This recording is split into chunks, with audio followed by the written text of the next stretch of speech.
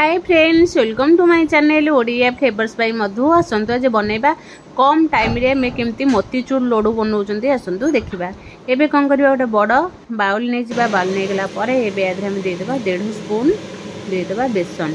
250 ग्राम रो हमें बेसन दे देछंती।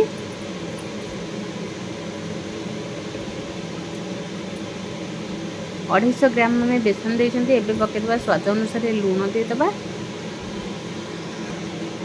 स्वाद अनुसार लूण पकईकि आम कौन करबा, बेसन को भल भाव गोले नबा।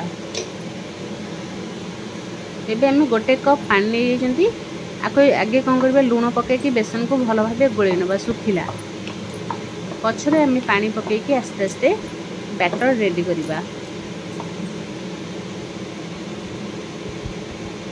एबे पानी पकईकि बेसन को आस्ते आस्ते गोलेबा। एबे कौन करबा, भल भावे बेसन को गोले देबा जेमती हमर बिल्कुल भी बिंडा न रुहे। ताको भल भावे गोले देले देखंतु एमती ताको भल भावे गोलेबा जेमती हमर बिल्कुल भी बिंडा न रुहे।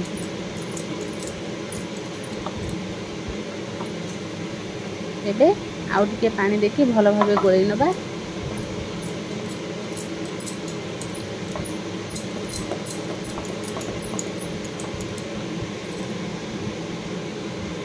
देखो देखिले बैटर टी हमर काठुआ अच्छी।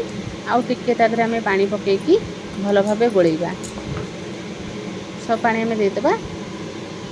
250 ग्राम रे मैं गोटे कप पानी देछंती। एबे कौन करबा, बैटर को आम गोलेकि रखी देछंती। एबे कौन करबा, ता कढ़ाई नै जिबा। कढ़ाई रे दे देबा तेल।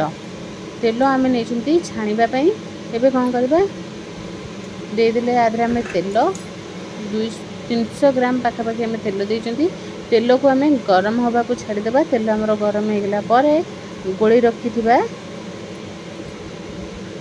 बेसन को भल भावे छाणीबा। एबे कौन करबा, छोट छोट आम पकोड़ी जेमती हुए से भली भावे को छाणीबा।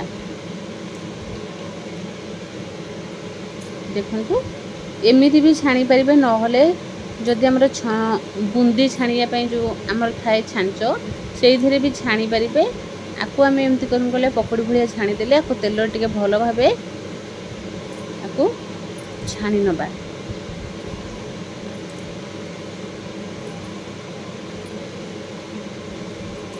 देखो ये भाव आम पकेबा।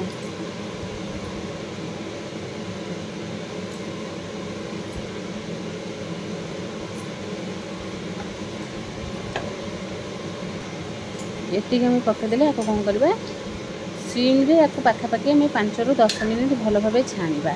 जेमती हमर भितरटा भल भावे सिझी थिबो एमिति छाणीले भितरटा हमर जेमती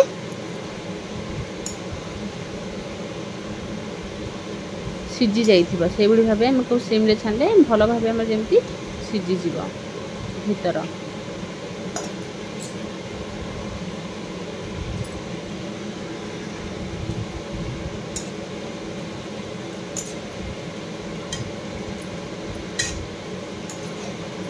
आपको एमती हम छाणी देले।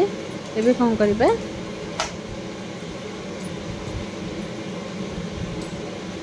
आउ टिके ताको एपट सेपट करके भल भावे पूरा कड्डा करके छाणी देले भीतर भी बढ़िया से सिझी जाइतिबो। जेतेबेले हम लड्डू बनैबा बहुत बढ़िया हबो। एबे देखंतु हमर बढ़िया से पूरा सिझी जाइछि। एबे आपको छाणी के गोटे जगह रे हम रखि देबा।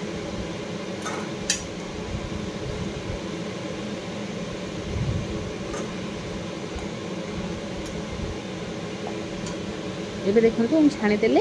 आउ हमर जो रही जाइतला ताकू भी एभली भाबे हम छाणी देबा।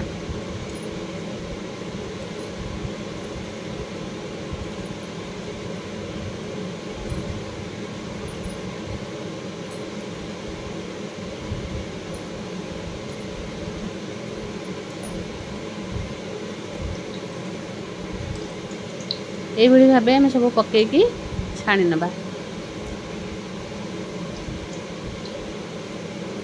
लगी गले भी चलो कहीं आम आपको हाथ में छड़े पार। देखो बढ़िया से भी आपको आम छाणीदबा।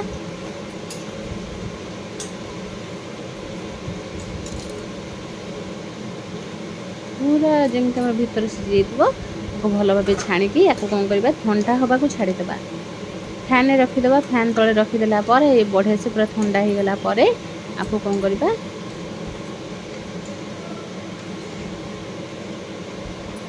एमती आम सब छाणीदे गरम गरम अच्छी आपको कौन करवा फैन तले आम रखीदे 5 ରୁ 10 मिनिट आम छाड़ीदे ठंडा हाँपाई देखो भीतर भी बढ़िया से सीझी जाइए 5 ରୁ 10 मिनिट पर आपको कौन करवा ठंडा हो गला आपको एमती भांगी नवा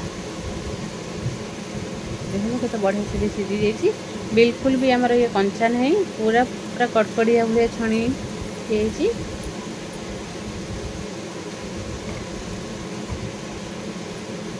ये भाव सब हाथ तक भांगी नहीं सारापर एवं कौन करवा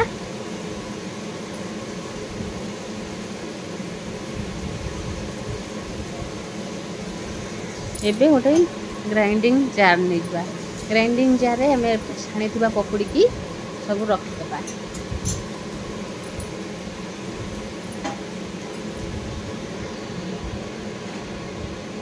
आपको भल भाव आपको खाली दरदर गुंड करदे बेसी आपको प्लेन करेंगे ना ये भाव देखते पूरा दरदरिया करदे जमी आमर बुंदीर दाना रुहे से भाव ये करवा बेसी आपको ग्राइंडिंग कले कौन हम पूरा जमी आम अटा हो जामती करेंगे एबे हमें गोटे कप पानी देदेले गोटे कप पानी देदेले पानी की गरम होगा को छाड़ीदे छाड़ी सारापर एबे पाखापाखि आम 300 ग्राम चीनी दे देइछंती चीनी दे सारापर एबे ताधर टिके आम केसर पकेदबा केसर टिके पकेदेले फ्लेवरटा बहुत भल आसबो एबे कौन करबा चीनी को भल भाबे मिसिबा को छाड़ीदबा पानी रे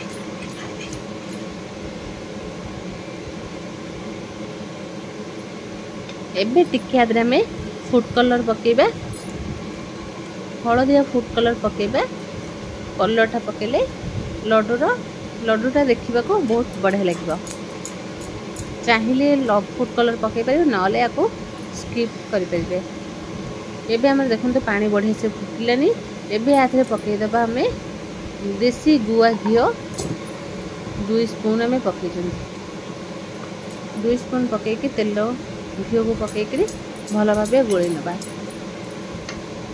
देखो फुटिलानी भी बढ़िया से एबे कौन करवा आम आधे पकईदे टीटा में चारुमगज गोटे स्पून पाखापाखि हम आम चारुमगज पकई देते पकई सारापर एबे कौन करवा आगे फुटा को छाड़ीदे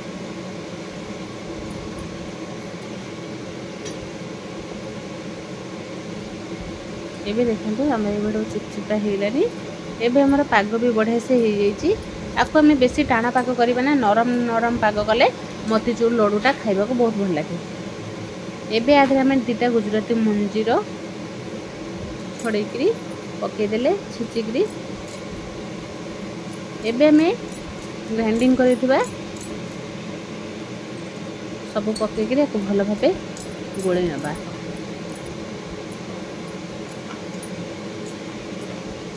देखो केते बढ़िया से भी हमारे पाग पूरा रेडी होइछि आपको एमती पकई दे सारापर आपको कौन करवा गैस को सिम रे रखीदे एबे कौन करवा गैस को बंद कर देकी आपको भल भाव टिके गोल नवा देखो केते बढ़िया से पूरा हमर लड्डूर पाग बनीगला एबे कौन करवा ताको टिके आम ठंडा हवा को छाड़ीदे एबे आ ऊपर आउ गोटे रु 2 स्पून आम पकईदे देसी गुआ घी पकड़े देसी घी पकईले लड्डूर फ्लेवरटा बहुत बढ़िया आसो खाइबा को भी टेस्ट लगे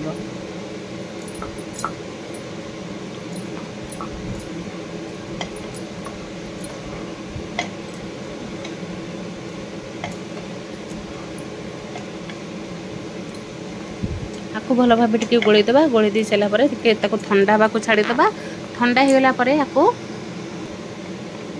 कौन करवा देखो ठंडा भी बढ़िया से होगलानी पाग भी पूरा नरम अच्छी आपको कौन करवा एबे हमें लड्डू बनैबा पूरा गरम गरम देखो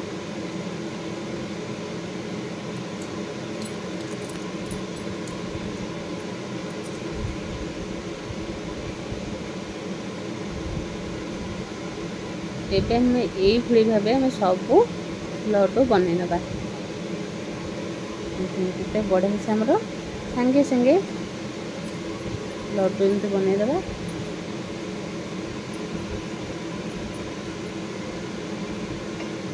बहुत कम टाइम कम समय रे एमती लड्डू बनईकी घरे खाईपारे। जदि आगू आसूची राखी पूर्णिमा ये लड्डू बनईकी घरे तैयारी करें लड्डू।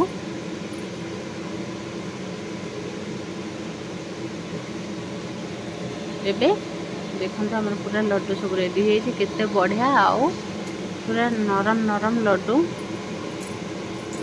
एबे देखो पूरा आम रेडी हो लड्डू। एबे कौन करबा आधे टिके आम लगेदेबा सिल्वर खाली टिके लगेकी टिके सजेदेबा। सजेकी आगो कौन करबा एक बड़ बाउल रे रखिदेबा।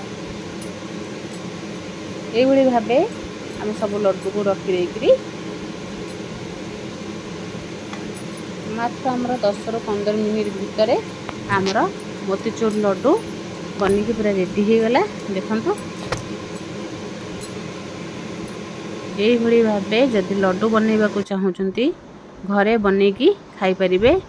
देखंतु केते बढ़िया भी देखा जाउची कम टाइम कम समय रे। जदि भल लागिला लाइक शेयर कमेंट सब्सक्राइब निश्चय करिवे।